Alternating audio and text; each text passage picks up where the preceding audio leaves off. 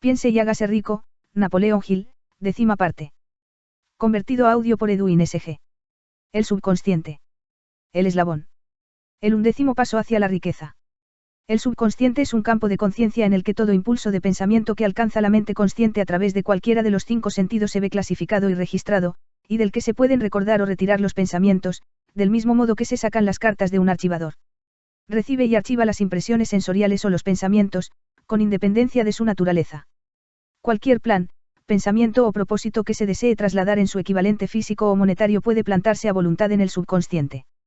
Este actúa primero sobre los deseos dominantes que se han mezclado con sensaciones emocionales, tales como la fe.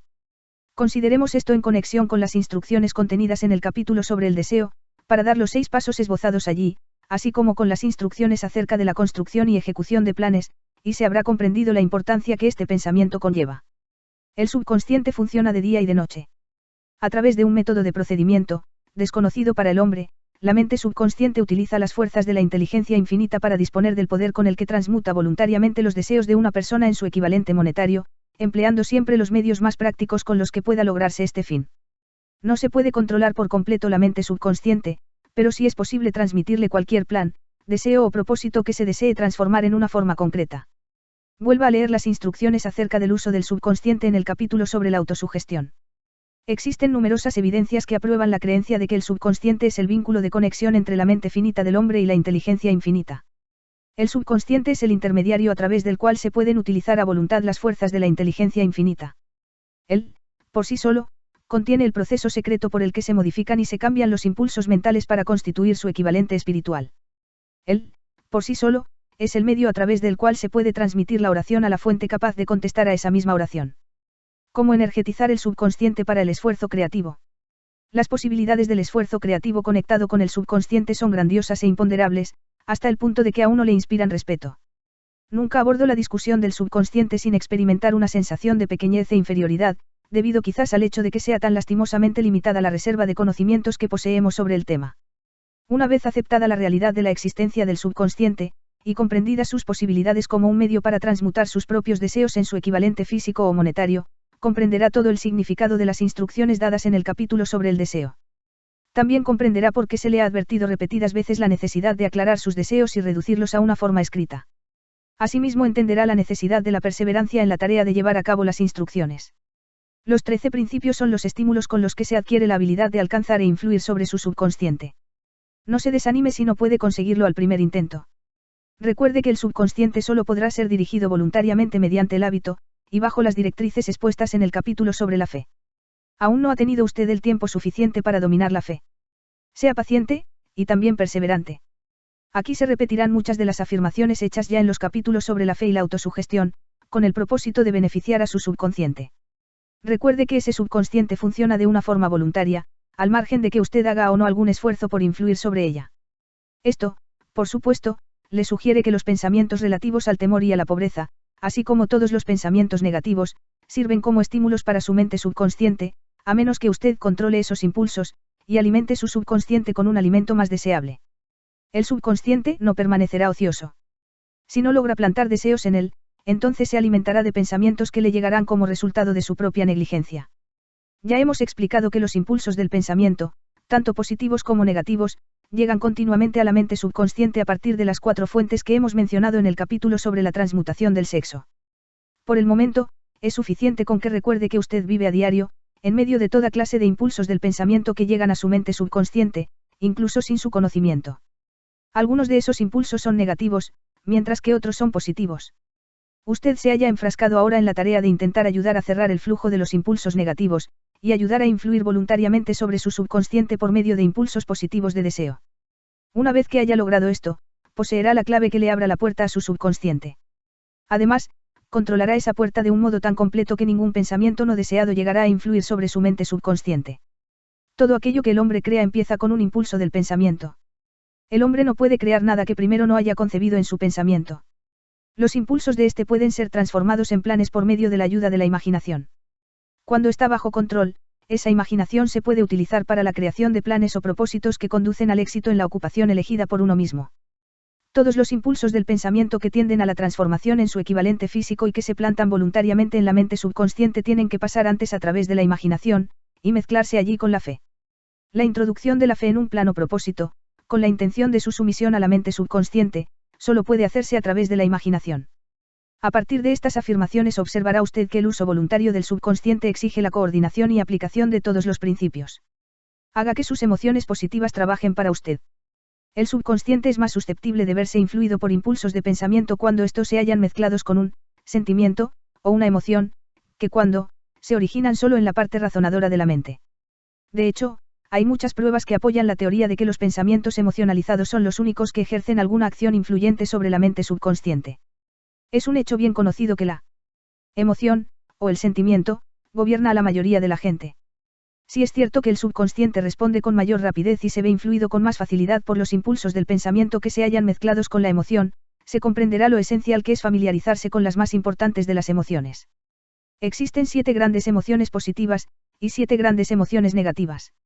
Las negativas se inyectan voluntariamente en los impulsos del pensamiento, que aseguran su paso hacia el subconsciente.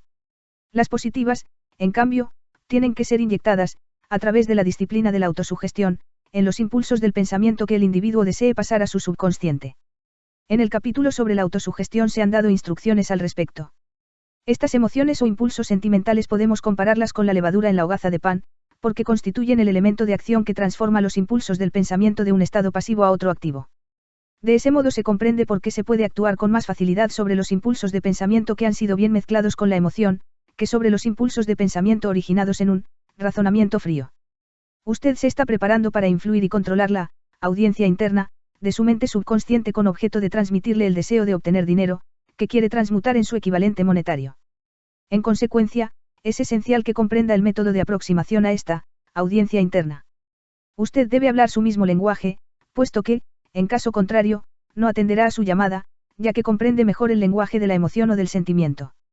En consecuencia, describamos aquí las 7 grandes emociones positivas, y las 7 grandes emociones negativas, para que usted utilice las positivas y evite las negativas cuando transmita instrucciones a su subconsciente. Las 7 grandes emociones positivas. La emoción del deseo. La emoción de la fe, la emoción del amor, la emoción del sexo, la emoción del entusiasmo, la emoción del romanticismo, la emoción de la esperanza. Hay otras emociones positivas, pero estas 7 son las más poderosas, y las que se utilizan con mayor frecuencia en el esfuerzo creativo. Domine estas 7 emociones, solo podrá conseguirlo mediante el uso, y las otras emociones positivas estarán también a su disposición cuando las necesite. En relación con esto, recuerde que usted está estudiando un libro que tiene la intención de ayudarle a desarrollar una conciencia del dinero, llenándole la mente de emociones positivas. Las 7 grandes emociones negativas, que deben evitarse. La emoción del temor, la emoción de los celos, la emoción del odio, la emoción de la venganza, la emoción de la avaricia, la emoción de la superstición, la emoción de la cólera. La mente no puede verse ocupada por emociones positivas y negativas al mismo tiempo. En cada momento, unas u otras tienen que dominar. Nuestra responsabilidad consiste en asegurarnos que las emociones positivas constituyan la influencia dominante de nuestra mente. Para ello le será de gran ayuda la ley del hábito. Adquiera el hábito de aplicar y utilizar las emociones positivas. Acabarán por dominar su mente de una forma tan completa que las negativas no podrán ya penetrar en ella. Solo si sigue estas instrucciones literal y completamente podrá adquirir control sobre su subconsciente. La presencia de una sola emoción negativa en su subconsciente basta para destruir todas las posibilidades de obtener ayuda constructiva de su subconsciente. El secreto de la plegaria eficaz. Si usted es una persona observadora, se habrá dado cuenta de que la mayoría de la gente recurre a la oración solo después de que todo lo demás haya fracasado. O bien rezan mediante un ritual de palabras sin significado. Y, como es un hecho que la mayoría de la gente solo reza después de que todo lo demás haya fracasado, acuden a orar con las mentes llenas de temor y de dudas, que son las emociones que actúan sobre el subconsciente y pasan a la inteligencia infinita. Del mismo modo, esta es la emoción que la inteligencia infinita recibe y sobre la que actúa. Si usted reza por algo, pero mientras lo hace experimenta el temor de no recibirlo, o teme que la oración no actúe sobre la inteligencia infinita, esa plegaria habrá sido en vano. A veces, la oración tiene como resultado la realización de aquello por lo que se ha rezado. Si ha pasado alguna vez por la experiencia de recibir aquello por lo que rezó, retroceda en su memoria, y recuerde el estado mental de aquel momento en el que estaba orando. Sabrá entonces, con toda seguridad, que la teoría aquí descrita es algo más que una simple teoría. El método mediante el que usted puede comunicarse con la inteligencia infinita es muy similar a aquel por el que la vibración del sonido se comunica a través de la radio. Si usted comprende el principio de funcionamiento de la radio, sabrá, sin lugar a dudas, que el sonido no se puede comunicar hasta haber sido transformado en una serie de vibraciones que el oído humano no puede detectar. La emisora de radio capta el sonido de la voz humana y lo modifica elevando la vibración millones de veces. Solo de este modo es posible comunicar la energía del sonido a través del espacio. Una vez efectuada la transformación, la energía, que originariamente se produjo en forma de vibraciones de sonido, se transporta hasta los receptores de radio, los cuales reconvierten esa energía a su nivel de vibración original, de tal modo que pueda reconocerse como sonido. La mente subconsciente es el intermediario que traduce las oraciones de uno en términos que la inteligencia infinita pueda reconocer, presenta el mensaje y trae de nuevo la respuesta en forma de un plan, o de una idea, definido para procurar el objeto de la plegaria. Si usted comprende este principio, sabrá por qué las simples palabras leídas en un libro de oraciones no sirven, y nunca servirán, como una agencia de comunicación entre la mente del hombre y la inteligencia infinita. Cualquiera puede desear riquezas, y la mayoría de la gente las desea, pero solo unos pocos saben que los únicos medios fiables de acumular riqueza son mediante un plan definido, además de un ardiente deseo de alcanzar la riqueza. El cerebro. Una estación receptora y emisora para el pensamiento. El 12º paso hacia la riqueza. Hace más de 40 años, el autor, que por entonces trabajaba con el ya fallecido Dr. Alexander Graham Bell y con el Dr. Elmer Reverendo Gates, observó que todo cerebro humano es tanto una estación receptora como emisora para la vibración del pensamiento. De un modo similar al empleado por el principio de la radiodifusión, todo cerebro humano es capaz de captar las vibraciones de pensamiento que están siendo emitidas por otros cerebros. En conexión con la afirmación hecha en el párrafo anterior, comparemos y consideremos la descripción de la imaginación creativa, tal y como ha sido planteada en el capítulo sobre la imaginación. La imaginación creativa es el aparato receptor del cerebro que recibe los pensamientos emitidos por los cerebros de los demás. Funciona como la agencia de comunicación entre la mente consciente o razonadora de la persona y las 4 fuentes de las que uno puede recibir estímulos de pensamiento. Cuando se ve estimulada, o elevada a un grado más alto de vibración, la mente se hace más receptiva al pensamiento que le llega por medio de las fuentes exteriores. Este proceso de elevación se produce a través de las emociones positivas, o también de las emociones negativas. Las vibraciones del pensamiento se pueden incrementar a través de las emociones. La emoción del sexo encabeza la lista de las emociones humanas, al menos en cuanto a su intensidad y fuerza impulsora se refiere. El cerebro que ha sido estimulado por la emoción del sexo funciona a mucha más velocidad que cuando esa emoción está inactiva o ausente. El resultado de la transmutación del sexo es el aumento del pensamiento hasta un nivel tan elevado que la imaginación creativa es altamente receptiva a las ideas. Por otro lado, cuando el cerebro funciona a una velocidad rápida, no solo atrae pensamientos e ideas emitidas por otros cerebros, sino que proporciona a los propios pensamientos ese mismo sentimiento, que es esencial para que el subconsciente capte los pensamientos y actúe sobre ellos. El subconsciente es la estación emisora del cerebro a través del cual se emiten vibraciones de pensamiento. La imaginación creativa es el aparato receptor, a través del cual se captan las energías del pensamiento. Las instrucciones descritas en el capítulo sobre la autosugestión le han informado con claridad del método mediante el que se puede transmutar el deseo en su equivalente monetario. El manejo de su estación, radiodifusora, mental es un procedimiento relativamente sencillo. Solo ha de tener en cuenta 3 principios, que debe aplicar cada vez que desee utilizar su estación radiodifusora: el subconsciente, la imaginación creativa y la autosugestión. Ya hemos descrito los estímulos por medio de los cuales se ponen en acción estos 3 principios. Y debe recordar que el procedimiento empieza con el deseo. Las fuerzas más grandes son intangibles. A lo largo de todo el tiempo transcurrido, el hombre ha dependido en exceso de los sentidos físicos, y ha limitado su conocimiento al de las cosas físicas que podía ver, tocar, pesar y medir. Estamos entrando ahora en la más maravillosa de todas las épocas, que nos enseñará algo de las fuerzas intangibles del mundo que nos rodea. Quizá lleguemos a aprender, a medida que pasamos por esta época, que el otro yo es mucho más poderoso que el yo físico que vemos cuando nos miramos en un espejo. A veces, los hombres hablan con ligereza de lo intangible, de las cosas que no pueden percibir a través de ninguno de sus 5 sentidos, y cuando los oímos hablar, debemos recordar que todos nosotros nos hallamos controlados por fuerzas que son invisibles e intangibles. La totalidad de la humanidad no tiene el poder para enfrentarse con la fuerza intangible existente en las olas del océano, y mucho menos para controlarla. El hombre no posee la capacidad necesaria para comprender la fuerza intangible de la gravedad, que mantiene a este pequeño planeta suspendido en el espacio, e impide que el hombre se caiga de él, y mucho menos comprende el poder que esa fuerza controla. El hombre se encuentra sometido por la fuerza intangible procedente de una tormenta, y también se siente igual de impotente ante la presencia de la fuerza intangible de la electricidad. Pero, en modo alguno, esto no representa el fin de la ignorancia del hombre en relación con las cosas que no se ven y que son intangibles. Tampoco comprende la fuerza intangible, y la inteligencia, existente en el suelo de la tierra, la fuerza que le proporcionan los alimentos que ingiere, la ropa que se pone, el dinero que lleva en los bolsillos. La sorprendente historia del cerebro. En último término, aunque no sea lo menos importante, el hombre, A pesar de su cultura y de su educación, comprende muy poco, o nada, acerca de la fuerza intangible del pensamiento, la mayor de todas las intangibles. Sabe muy poco acerca del cerebro físico y su vasta red de intrincada maquinaria a través de la cual se traslada el poder del pensamiento para convertirse en su equivalente material. Ahora, sin embargo, entramos en una época que ofrecerá una nueva luz sobre el tema. Los hombres de ciencia han empezado a dedicar su atención al estudio de ese órgano tan maravilloso que es el cerebro, y, aunque todavía se encuentran en la fase de jardín de infancia de sus estudios, han descubierto ya conocimientos suficientes como para saber que el panel central del cerebro humano, el número de líneas que las células cerebrales conectan entre sí, es igual a una unidad seguida por 15 millones de ceros. La cifra es tan enorme, dijo el Dr. Calle Hudson Herrick, de la Universidad de Chicago, que las cifras astronómicas que hablan de cientos de millones de años luz, se convierten, por comparación, en insignificantes. Se ha determinado que en el córtex cerebral hay entre 10.000 y 14.000 millones de células nerviosas, y sabemos que están dispuestas según una pauta definida. Tales disposiciones no son casuales, sino ordenadas. Métodos de electrofisiología desarrollados recientemente han detectado la existencia de corrientes desde células muy precisas, también fibras con microelectrodos, amplificados con tubos de radio, han registrado diferencias de potencial de 1/1000 de voltio. Es inconcebible que una red de maquinaria tan intrincada exista con el exclusivo propósito de transmitir las funciones físicas correspondientes al crecimiento y mantenimiento del cuerpo.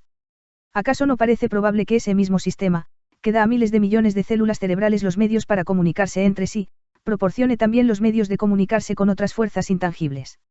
El New York Times publicó un editorial para explicar que una gran universidad y un investigador inteligente en el campo de los fenómenos mentales están llevando a cabo una investigación organizada a través de la cual se ha llegado a conclusiones descritas en este capítulo y en el siguiente. El editorial hace un breve análisis del trabajo llevado a cabo por el Dr. Rinne y su equipo de ayudantes de la Universidad Duke. ¿Qué es la telepatía? Hace un mes, en estas páginas citamos algunos de los notables resultados alcanzados por el profesor Rinne y su equipo, en la Universidad Duke, a partir de más de 100.000 pruebas destinadas a determinar la existencia de la telepatía y de la clarividencia. Estos resultados fueron sintetizados en los dos primeros artículos publicados en la revista Harper's. En el segundo de ellos, que ha sido publicado ahora, su autor, Eora Briggs, intenta sintetizar lo que se ha aprendido, o que parece razonable inferir, en relación con la exacta naturaleza de estos modos de percepción extrasensorial. Como resultado de los experimentos del profesor Rinne, algunos científicos creen ahora muy probable la existencia de la telepatía y de la clarividencia. A varios perceptores se les pidió que citaran tantas cartas de un mazo como pudieran, sin mirarlas y sin tener acceso sensorial alguno a ellas. Se descubrió a un puñado de hombres y mujeres capaces de reconocer con regularidad y corrección tantas cartas que, no había una sola posibilidad entre 1 millón de millones de que hubiera ocurrido así por casualidad. Pero ¿cómo lo hicieron? Estos poderes, en el supuesto de que existan, no parecen ser sensoriales. No se conoce la existencia de ningún órgano que lo justifique. Los experimentos funcionaron bien no solo en la misma habitación, sino incluso a distancias de varios centenares de kilómetros. En opinión del señor Briggs, estos hechos eliminan también el intento de explicar la telepatía o la clarividencia por medio de cualquier teoría física de la radiación. Todas las formas conocidas de energía radiante disminuyen de forma inversamente proporcional al cuadrado de la distancia recorrida. Pero eso no sucede ni con la telepatía, ni con la clarividencia. No obstante, varían por causas físicas, del mismo modo que nuestros otros poderes mentales. En contra de una opinión muy generalizada, no mejoran cuando el perceptor se haya dormido, o adormecido, sino que, al contrario, aumentan cuanto más despierto y alerta está. Rinne descubrió que un narcótico disminuye el nivel de aciertos de un perceptor, mientras que un estimulante siempre lo aumenta. Al parecer, el perceptor más fiable no puede alcanzar una buena puntuación a menos que intente hacerlo lo mejor que pueda. Una de las conclusiones a las que Briggs llega con cierto margen de confianza es que la telepatía y la clarividencia son un mismo y único don. Es decir, la facultad que permite ver un naipe que está boca abajo sobre una mesa parece ser la misma que le permite leer el pensamiento que reside en otra mente. Hay varios motivos para creerlo así. Por el momento, por ejemplo, estos dos dones se han descubierto en toda persona que disfruta de uno de ellos. En todas esas personas, ambos dones han sido de un vigor igual y casi exacto. Las pantallas, las paredes, las distancias no tienen el menor efecto sobre ninguno de ellos. A partir de esta conclusión, Briggs se atreve a exponer lo que, en su opinión, no es más que un simple presentimiento, en el sentido de que también otras experiencias extrasensoriales pueden formar parte de la misma facultad, como los sueños proféticos, las premoniciones de desastres y otras facultades similares. Al lector no se le pide que acepte ninguna de estas conclusiones, a menos que le parezca necesario hacerlo, pero las pruebas que Rinne ha recopilado siguen siendo impresionantes. ¿Cómo reunir mentes para un trabajo en equipo? A la vista del anuncio del Dr. Rine en relación con las condiciones bajo las que la mente responde con respecto a lo que él denomina modos de percepción extrasensorial, tengo ahora el privilegio de añadir a su testimonio la afirmación de que yo mismo y mi grupo hemos descubierto lo que creemos son las condiciones ideales bajo las que es posible estimular a la mente para que, de una forma práctica, se pueda hacer funcionar el sexto sentido descrito en el capítulo siguiente. Las condiciones a las que me refiero consisten en una estrecha alianza de trabajo entre dos miembros de mi equipo y yo.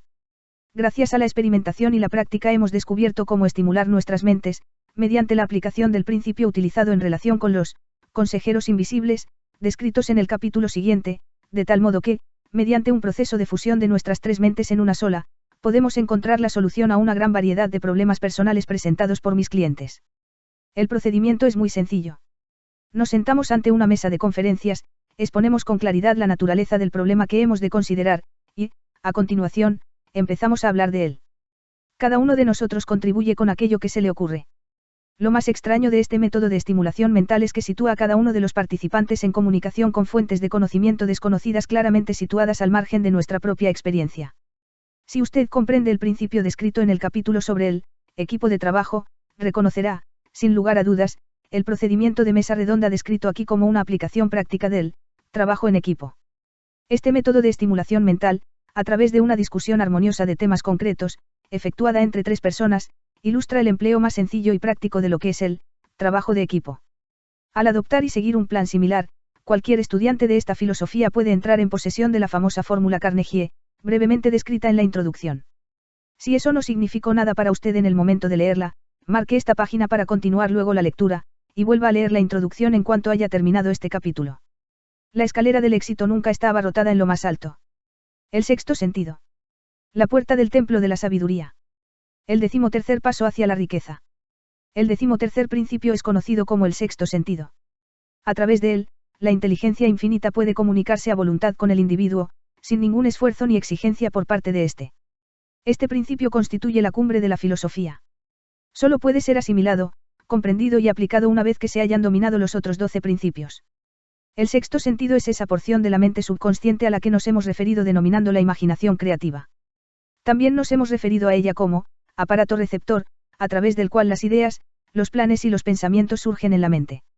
A veces, estos destellos son denominados presentimiento, intuición o inspiración. El sexto sentido desafía toda descripción. Es imposible describírselo a una persona que no haya dominado los otros principios de esta filosofía, porque esa persona no posee conocimientos ni experiencia con los que comparar el sexto sentido. La comprensión de lo que el sexto sentido es solo se logra por medio de la meditación y del desarrollo mental desde dentro. Después de que usted haya dominado los principios descritos en este libro, estará preparado para aceptar como verdad una afirmación que, de otro modo, le resultaría increíble. Nos referimos a que, con la ayuda del sexto sentido, usted será advertido de todo peligro inminente con bastante tiempo para evitarlo, y se le notificarán las oportunidades con la suficiente antelación para que las aproveche. El sexto sentido acude en su ayuda y, si usted sabe desarrollarlo y aprovecharlo, siempre tendrá a su lado un ángel guardián, que le abrirá la puerta de entrada al templo de la sabiduría en todo momento. Milagros del sexto sentido. El autor no es ni un creyente ni un defensor de los milagros, debido a que posee una comprensión suficiente de la naturaleza como para saber que ésta nunca se desvía de sus leyes establecidas. Algunas de esas leyes son tan incomprensibles que producen lo que parecen ser milagros. El sexto sentido es lo más cercano a un milagro que yo haya experimentado nunca. Esto es lo que el autor sabe, que existe un poder, o primera causa, o inteligencia, que impregna cada átomo de la materia, y abarca toda unidad de energía perceptible para el hombre, que esa inteligencia infinita convierte la semilla en roble, hace que el agua fluya colina abajo en respuesta a la ley de la gravedad, que el día siga a la noche, y el invierno al verano, cada uno de ellos manteniendo su adecuado lugar y relación con el otro. A través de los principios de esta filosofía podemos inducir a esa inteligencia a que nos ayude en la transmutación de los deseos en formas concretas o materiales. El autor posee este conocimiento porque ha llevado a cabo experimentos con él, y ha sido experimentado por él mismo. Paso a paso, a lo largo de los capítulos precedentes, se le ha conducido a usted hasta este último principio. Si ha dominado cada uno de los principios precedentes, ahora estará preparado para aceptar, sin escepticismo, las grandiosas afirmaciones que aquí se han hecho. Si no ha logrado dominar los otros principios, debe hacerlo antes de poder determinar, definitivamente, si las afirmaciones hechas en este capítulo son hechos o solo ficción. Cuando pasé por el periodo de adoración del héroe, me encontré intentando imitar a aquellos a quienes más admiraba. Es más, descubrí que el elemento de la fe con el que me dotaba para imitar a mis ídolos me proporcionaba una gran capacidad para hacerlo con éxito. Dejé que los grandes hombres le den forma a su vida, nunca me he despojado por completo de este hábito de adorar a los héroes. Mi experiencia me ha enseñado que lo mejor que se puede hacer para ser en verdad grande es emular a los grandes, en sentimientos y acciones. Mucho antes de que hubiera escrito una sola línea para ser publicada, o que me hubiera dedicado a pronunciar un discurso en público, adquirí el hábito de reconfigurar mi propio carácter tratando de imitar a los 9 hombres cuyas vida y obra me parecieron más impresionantes. Esos 9 hombres fueron, Emerson, Paine, Edison, Darwin, Lincoln, Burbank, Napoleón, Ford y Carnegie. Cada noche, y durante un largo periodo de años, sostenía una conferencia imaginaria con ese grupo al que yo denominaba mis consejeros invisibles. El procedimiento que seguía era el siguiente. Por la noche, poco antes de quedarme dormido, cerraba los ojos y, en mi imaginación, veía a este grupo de hombres, sentados conmigo alrededor de mi mesa de conferencias. Allí no solo tenía la oportunidad de sentarme entre quienes yo consideraba como los más grandes, sino que, en realidad, dominaba el grupo, y actuaba entre ellos como su presidente. Yo tenía un propósito concreto al permitir a mi imaginación asistir a esas reuniones nocturnas. Ese propósito consistía en reconstruir mi propio carácter de tal modo que representara un compendio de los caracteres de mis consejeros imaginarios.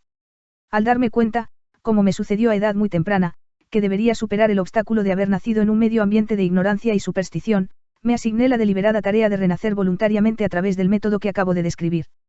La construcción del carácter mediante la autosugestión. Yo sabía, desde luego, que todos los hombres han llegado a ser lo que son gracias a sus pensamientos y a sus deseos dominantes.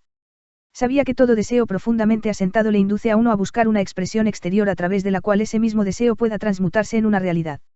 Sabía que la autosugestión es un factor poderoso en la formación del carácter y que es, de hecho, el único principio a través del cual se forma el carácter. Dotado de este conocimiento acerca de los principios que rigen el funcionamiento de la mente, me sentí bastante bien armado con el equipo necesario para reconfigurar mi carácter. En esas reuniones imaginarias, yo convocaba a los miembros de mi gabinete para que me transmitieran el conocimiento que deseaba adquirir, dirigiéndome a cada uno de ellos con palabras audibles, del siguiente modo. Señor Emerson, deseo adquirir de usted la maravillosa comprensión de la naturaleza que distinguió su vida. Le pido que deje una huella en mi subconsciente acerca de todas aquellas cualidades que usted haya poseído, y que le permitieron comprender las leyes de la naturaleza y adaptarse a ellas.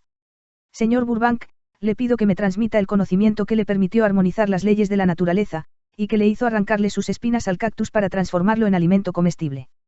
Ofrézcame acceso al conocimiento que le permitió hacer crecer 2 hojas de hierba allí donde antes crecía una sola. Napoleón, deseo adquirir de usted, por emulación, la maravillosa habilidad que poseyó para inspirar a los hombres y para despertar el mayor y más decidido espíritu de acción en ellos. También deseo adquirir el espíritu de una fe duradera, que le permitió transformar la derrota en victoria y superar obstáculos cada vez más grandes. Señor Paine, deseo adquirir de usted la libertad de pensamiento y el valor y la claridad con los que expresar las convicciones que tanto le distinguieron a usted. Señor Darwin, deseo adquirir de usted la maravillosa paciencia y la habilidad para el estudio de la causa y el efecto, sin desviación ni prejuicio, tan ejemplificadas por usted en el campo de las ciencias naturales. Señor Lincoln, deseo introducir en mi propio carácter el agudo sentido de la justicia, el incansable espíritu de la paciencia, el sentido del humor, la comprensión humana y la tolerancia que fueron sus características más distinguidas. Señor Carnegie, deseo adquirir de usted una comprensión completa de los principios del esfuerzo organizado, que usted utilizó con tanta efectividad en la formación de una gran empresa industrial. Señor Ford, deseo adquirir su espíritu de perseverancia, la determinación, la serenidad y la confianza en sí mismo que le permitieron dominar la pobreza y organizar, unificar y simplificar el esfuerzo humano, para que así yo pueda ayudar a otros a seguir sus pasos. Señor Edison, deseo adquirir de usted el maravilloso espíritu de fe con el que descubrió tantos secretos de la naturaleza, y el espíritu de herramienta inconmovible con el que, tan a menudo, extrajo la victoria de la derrota. El pasmoso poder de la imaginación.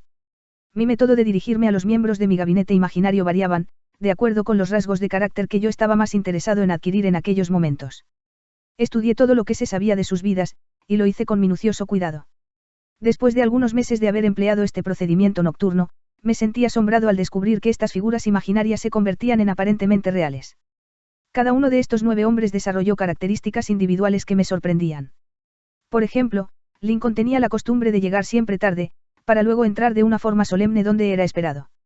Siempre llevaba una expresión de seriedad en el rostro. Raras veces le veían sonreír. Eso no era cierto en lo que se refería a los demás. Burbank y Paine se enfrascaban a menudo en conversaciones burlonas que a veces parecían conmocionar a los otros miembros del gabinete. En cierta ocasión, Burbank llegó tarde.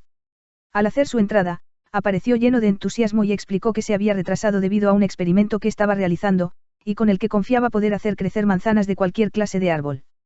Paine se burló de él, recordándole que fue precisamente una manzana la que dio lugar a todos los problemas existentes entre el hombre y la mujer.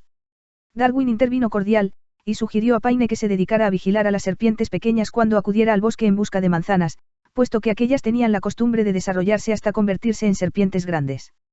Emerson observó, si no hay serpientes, no hay manzanas, a lo que Napoleón afirmó, sin manzanas, no hay Estado.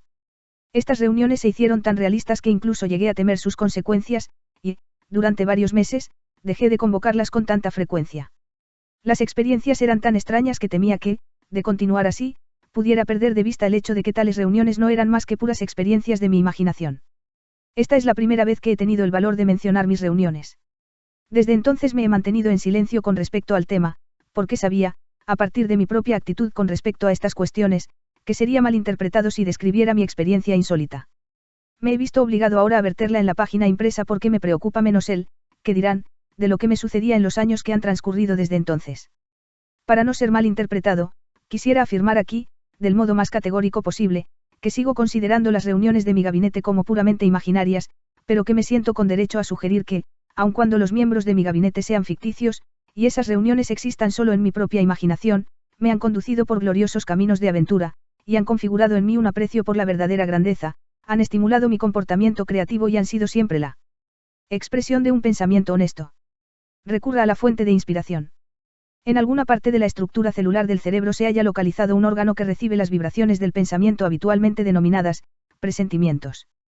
Por el momento, la ciencia no ha podido descubrir dónde se encuentra este órgano del sexto sentido, pero eso no es importante. Sigue existiendo el hecho de que los seres humanos reciben un conocimiento exacto a través de fuentes que son distintas a los sentidos físicos. En general, tal conocimiento se recibe cuando la mente se halla bajo la influencia de un estímulo extraordinario. Cualquier emergencia que despierte las emociones y haga que el corazón empiece a latir con mayor rapidez de lo normal puede poner el sexto sentido en acción, y así sucede en general. Cualquiera que haya experimentado una situación muy próxima al accidente mientras conducía, sabe que, en tales ocasiones, el sexto sentido suele acudir al rescate, y ayuda a evitar el accidente por décimas de segundo. Todos estos hechos se mencionan con anterioridad a una afirmación que haré ahora, durante mis reuniones con mis consejeros invisibles, siento que mi mente se muestra de lo más receptiva a ideas, pensamientos y conocimientos que me llegan a través del sexto sentido. Ha habido un gran número de ocasiones en las que me he enfrentado a situaciones de emergencia, algunas tan graves que mi vida llegó a correr verdadero peligro, y en las que me he visto milagrosamente guiado hacia la superación de esas dificultades, gracias a la influencia de mis consejeros invisibles. Mi propósito original al convocar estas reuniones con seres imaginarios fue el de impresionar mi propio subconsciente, a través del principio de la autosugestión, con ciertas características que yo deseaba adquirir. En años más recientes, mi experimentación ha adquirido una tendencia distinta. Ahora acudo a mis consejeros invisibles para consultarles cada problema difícil con el que debo enfrentarme, ya sea propio o de mis clientes. A menudo, los resultados han sido verdaderamente asombrosos, a pesar de que no dependo por completo de esa forma de consejos. Una fuerza vigorosa de crecimiento lento. El sexto sentido no es algo que uno pueda quitarse y ponerse a voluntad. La habilidad para usar este gran poder va creciendo con lentitud, mediante la aplicación de los otros principios expuestos en este libro. No importa quién sea usted, ni cuál pueda haber sido su propósito al leer esta obra, lo cierto es que puede aprovecharse de ella sin llegar a comprender el principio descrito en este capítulo. Eso es cierto, sobre todo, en el caso de que su propósito principal sea el de la acumulación de dinero o de otras cosas materiales. He incluido el capítulo sobre el sexto sentido porque este libro ha sido diseñado con el propósito de presentar una filosofía completa por la que los individuos puedan dirigirse para alcanzar aquello que le piden a la vida. El punto de partida de todo logro es el deseo. El punto final es esa rama del conocimiento que nos conduce a la comprensión de uno mismo, de los demás y de las leyes de la naturaleza, en definitiva, el reconocimiento y la comprensión de la felicidad. Esta clase de comprensión solo se alcanza de forma completa a través de la familiaridad y el uso del sexto sentido. Tras acabar este capítulo, usted habrá observado que, durante su lectura, se sentía elevado a un nivel más alto de estimulación mental. Espléndido. Vuelva a leerlo dentro de un mes y observe cómo su mente alcanza un nivel de estimulación aún más elevado. Repita esta experiencia de vez en cuando, sin que le preocupe lo mucho o lo poco que aprenda en cada ocasión, y terminará por encontrarse en posesión de un poder que le permitirá desembarazarse del desánimo, dominar el temor, superar la dilación y utilizar la imaginación con plena libertad.